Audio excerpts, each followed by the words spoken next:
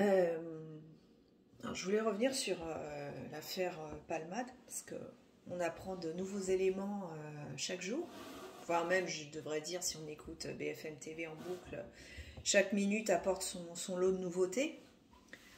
Donc il est évident que la responsabilité de Palmade, elle est fortement engagée, ça, tout le monde est d'accord pour le dire. Ensuite, moi, ce qui m'interroge, c'est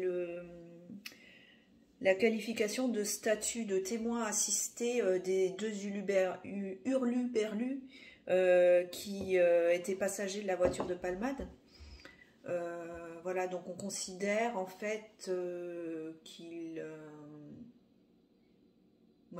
sont juste victimes de l'accident, ils ne sont pas coupables de grand chose. C'est faux, c'est totalement faux. Puisqu'on sait qu'une fois l'accident arrivé, ils se sont tous les deux enfuis lâchement, parce qu'ils étaient visiblement pratiquement indemnes, hein, ils sont sortis indemnes de cette collision, à part un qui avait quelques blessures superficielles au visage.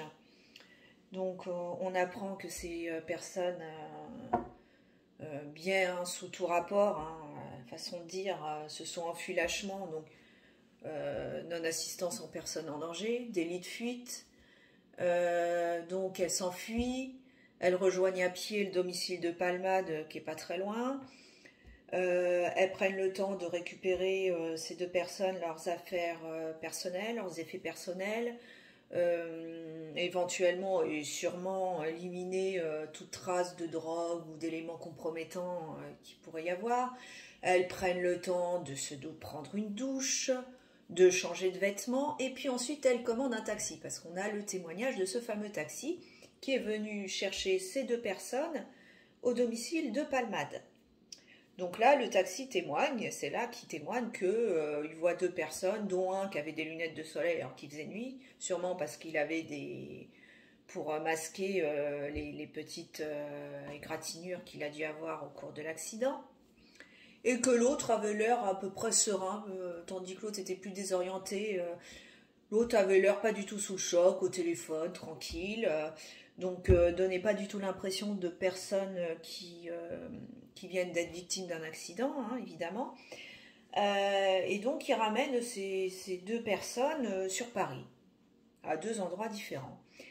Donc c'est là qu'il témoigne en disant oui, bah, ces deux personnes n'avaient pas l'air vraiment sous le choc, enfin elles avaient l'air propres sur elles, habillées correctement, etc. Donc on en déduit qu'ils se sont fait un petit brin de toilette en fait, hein. Et donc, on a entendu là récemment l'avocat d'un des deux passagers. Donc, je ne parle pas de l'avocate qui, je crois, elle, le conseil de la personne qui est en situation irrégulière, qui, lui, a été blessé superficiellement, qui avait l'air un petit peu choqué, un peu désorienté. Donc, on parle de la deuxième personne. Donc, en fait, on a entendu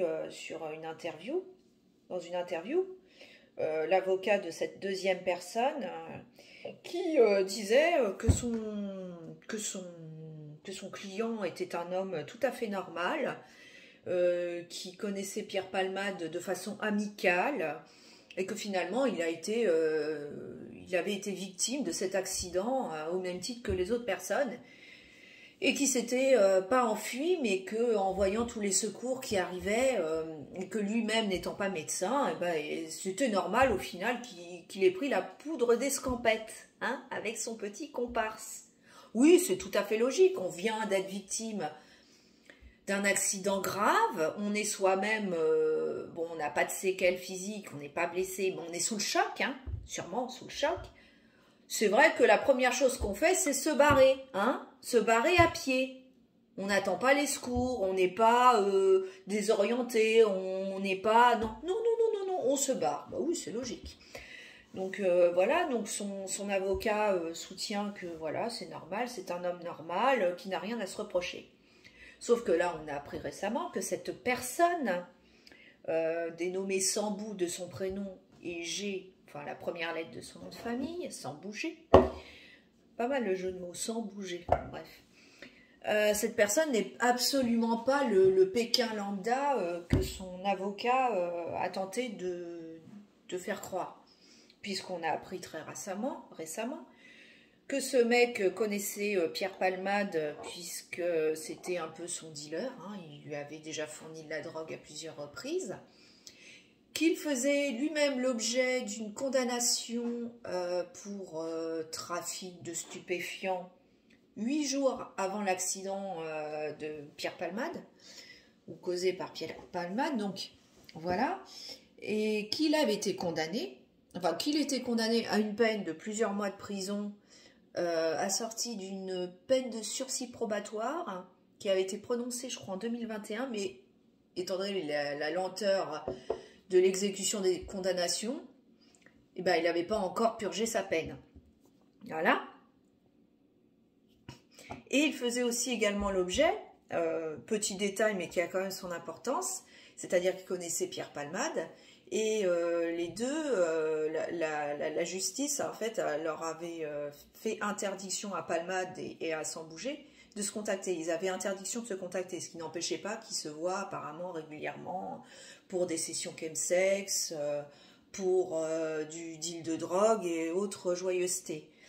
Voilà, c'est une chose. Donc le mec est absolument pas blanc comme neige comme le prétendait son avocat il y a pas très longtemps.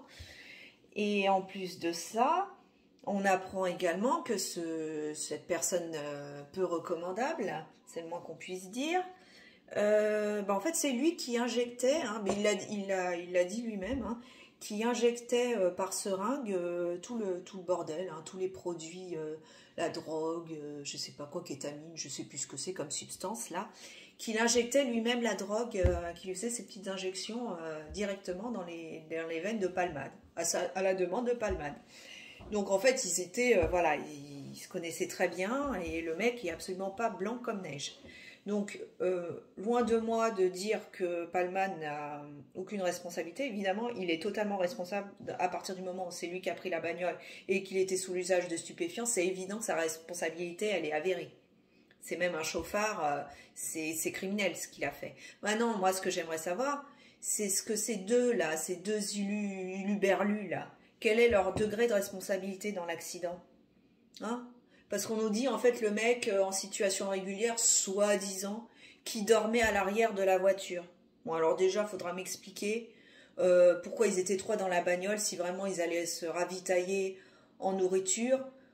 Pourquoi être trois dans la voiture pour aller faire les courses. Enfin bon, bref, tout ça, c'est un peu nébuleux. Pourquoi n'avoir pas commandé à domicile. Enfin bon, tout ça, si ce n'est peut-être pour se ravitailler en coke et non pas à la supérette du coin.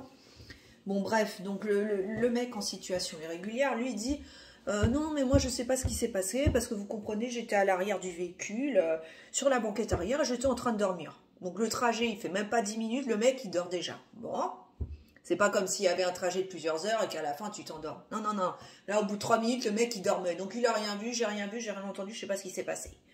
Bon, ensuite le deuxième passager qui semblerait-il n'était pas forcément à l'arrière du véhicule, mais plutôt du côté passager, n'est-ce pas? Lui, pareil, il ne sait pas ce qui s'est passé, il ne comprend pas pourquoi Palmade a dévié de sa trajectoire, il n'a rien vu, il ne sait pas. Bon, hein, ça c'est parole contre parole de toute manière. En fait, ce qui va se passer, c'est que les experts vont devoir déterminer les circonstances exactes de cette collision. Comment la collision... comment ça se fait qu'en fait que le véhicule de Palmade est dévié de sa trajectoire aussi brutalement pour aller percuter le véhicule qui venait sur la voie de gauche, en sens inverse. Donc en fait ça c'est un élément qu'il va falloir déterminer. Il faudrait savoir est-ce que c'est vraiment Palmade qui est responsable, c'est-à-dire effectivement il était sous l'emprise de diverses drogues, donc il avait plus tous ses réflexes. En gros, il conduisait n'importe comment et il a dévié de sa trajectoire parce qu'il était complètement dans le coltard. Possible. Comme on peut éventuellement imaginer que si l'autre, là, le mec, là, sans bouger, il était assis sur le siège du passager, Peut-être, je sais pas moi, il s'est passé quelque chose, il y a une bagarre, une dispute animée, des mouvements de bras. On peut éventuellement imaginer qu'il ait poussé son bras, que c'est tapé dans le bras de Palmade qui a donné un gros coup de volant. Du coup, son bras a été poussé et du coup, il a donné un coup de volant inopiné, ce qui fait qu'il a changé brusquement de trajectoire. Ça, en fait, les circonstances de l'accident, on ne les connaît pas. C'est parole contre parole. Donc, ce serait bien, je pense, qu'on en sache un peu plus sur ces fameux deux témoins qu'on qualifie d'assistés dans la procédure et qu'on détermine les circonstances exactes de l'accident. Parce que si la responsabilité de Palmade est engagée, ça fait aucun doute. Après, il faudrait quand même déterminer le niveau de responsabilité des deux personnes qui étaient aussi dans le véhicule. Parce que ça, là, c'est du gros n'importe quoi, on ne sait pas. Puis alors, dans cette affaire, ce qui est quand même dingue, c'est qu'on en prend tous les jours. Chaque jour, il y a une nouvelle procédure qui est engagée contre Pierre Palmade. Donc, tu as l'histoire du véhicule, évidemment, qui prend avec circonstances, donc qui provoque un accident. Donc, tu as évidemment le chef d'inculpation d'homicide involontaire, si tant est que le pauvre enfant à naître était bien viable au moment de la césarienne en urgence, ça c'est encore à déterminer. En tout cas, toujours est-il que ta blessure et violence involontaire, enfin moi je trouve que c'est plutôt volontaire parce qu'il était sous l'influence de la drogue, mais bon, c'est qualifié malheureusement juridiquement comme involontaire ayant entraîné des blessures très graves, notamment pour le père et le fils, puisque là on parle de séquelles extrêmement graves, de séquelles irréversibles. C'est-à-dire que le monsieur, s'il s'en sort, le conducteur, il risque d'être handicapé à vie, et donc pension d'invalidité, enfin les préjudices... il va falloir que les préjudices corporels des victimes soient évalués et tout ça, ça ouvre droit à indemnisation. C'est évidemment les préjudices physiques, mais tu as les préjudices économiques, préjudices esthétiques pour l'enfant notamment qui est défiguré. Enfin, tout ça, ça va se chiffrer en, je sais pas, j'y connais rien, mais je pense que ça va être des sommes très élevées, et tant mieux pour la famille. J'espère qu'ils auront une indemnisation exemplaire, parce que c'est totalement criminel. Donc, Palmade, il est sous le coup de cette enquête, il est sous le coup d'une ouverture d'enquête par le parquet relative à son usage de stupéfiants, à ses liens avec les dealers de drogue. Et puis, alors là, on a appris récemment, hier, qu'il faisait maintenant que le parquet allait ouvrir une enquête maintenant pour détention d'images et de vidéos à caractère pédopornographique. Alors là, c'est la cerise sur le gâteau, entre guillemets. Donc un homme, dont l'identité pour l'instant n'est pas révélée, s'est présenté aux forces de l'ordre en affirmant qu'il avait des preuves que Palmade était en possession de vidéos et d'images à caractère pédopornographique.